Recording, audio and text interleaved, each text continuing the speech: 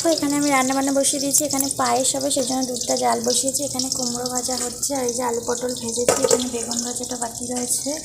আর এখানে এই যে খাসির মাংস এনেছে, দইটা দিয়ে এখন মাখবো। দই, নুন, হলুদ সব কিছু মশলাপাতি দিয়ে। আর এখানে এই যে কাতলা মাছের পিস আছে 4 পিস।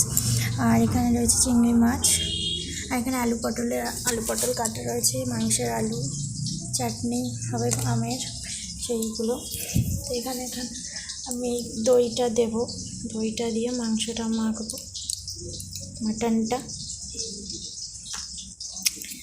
তো ওই আর মামা ওদিকে রয়েছে ওর বাবার কাছে। তো আমি জলদি রান্নাটা করে ফেলি। আর মাটনটা মামামি ঠাম্মাইকে করতে বলেছি।